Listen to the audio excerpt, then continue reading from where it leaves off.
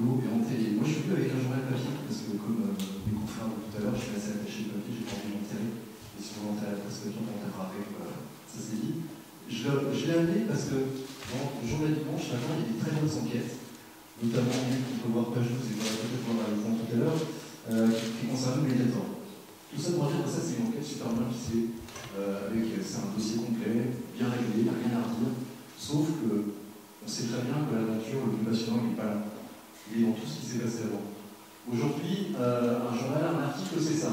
Un lecteur qui visionne le résultat d'une enquête. On se demande si on ne pourrait pas montrer ce qui se passe avant cette enquête. Parce que moi qui suis journaliste, je peux vous assurer qu'une enquête, c'est une aventure, c'est de la sueur, c'est des journées de doute, c'est des portraits qui sont menés, tout ça c'est une histoire et ça se raconte. Autre proposition, et si on permettait aux lecteurs de participer à l'enquête?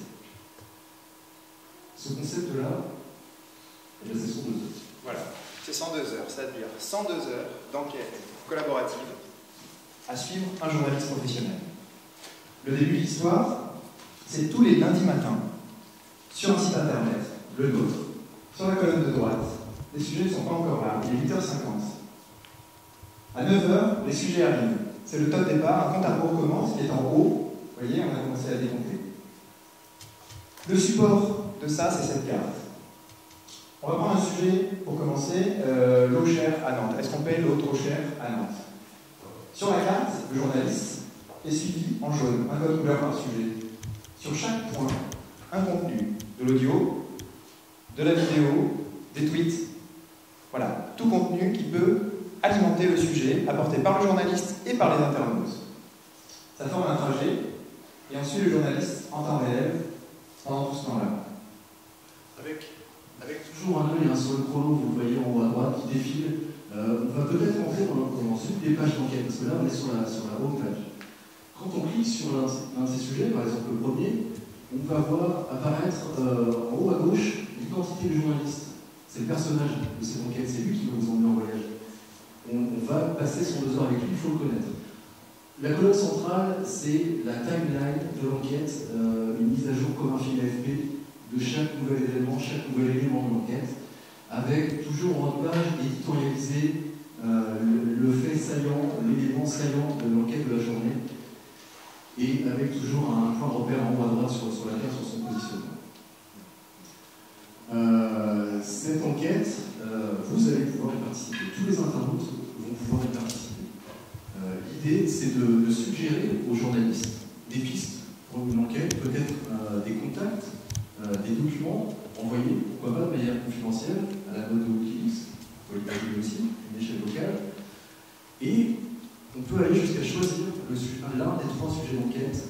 Parmi l'un des 3, il y aura le choix des internautes. Évidemment, le professionnel, là, le pilote, c'est le journaliste. Hein. On est bien d'accord, c'est lui qui a le recul nécessaire pour mener une enquête, qui a l'expérience nécessaire et les règles déontologiques qui nous permettront de mener à bien cette enquête. Et moi, je trouve ça rend carrément addictif le truc. C'est-à-dire que pendant 102 heures, vous commencez à vous familiariser le lundi matin et puis vous y revenez parce que vous pouvez collaborer avec le journaliste, il prend en compte ce que vous dites. Et ça, c'est fou, on y revient. Et addictif, moi, j'ai trouvé le projet, j'ai envie qu'il naisse et puis j'ai envie de le voir en tant qu'internaute d'abord. On a travaillé à 7 là-dessus. Et j'avoue qu'à 7, on a formé une équipe super complémentaire qui donne envie de le voir. Journaliste, JRI, chef d'édition, un responsable commercial pour le développement. Alors tout ça, ça a un coût. On a estimé un investissement de 30 000 € en coût matériel, plus 210 000 € par an. Sur 2 ans, ça fait 500 000 € pour le lancement. Il y a des moyens de financement. On va en citer 2. Le premier, c'est un magazine de 12 minutes à vendre aux télé et on leur vend clé en main. Le deuxième, ce serait un pack, notre plateforme plus un journaliste qu'on propose à une marque, un organisateur d'événements. Et on suit l'événement à notre façon. Voilà. Voilà, donc on a bien avancé en 48 heures, je vous avoue qu'on est plutôt content de nous. Il nous reste beaucoup de travail. Dans les mois qui viennent, il va falloir développer la plateforme, on va la développer, on va tourner le pilote, on va développer des équipements techniques qui vont équiper chacun des reporters. Il y a beaucoup de choses à inventer aussi. Bref, ce sera ça, ce sera 102 heures. C'est plus ce que j'avais du journalisme, mais on va le rendre transparent et addictif.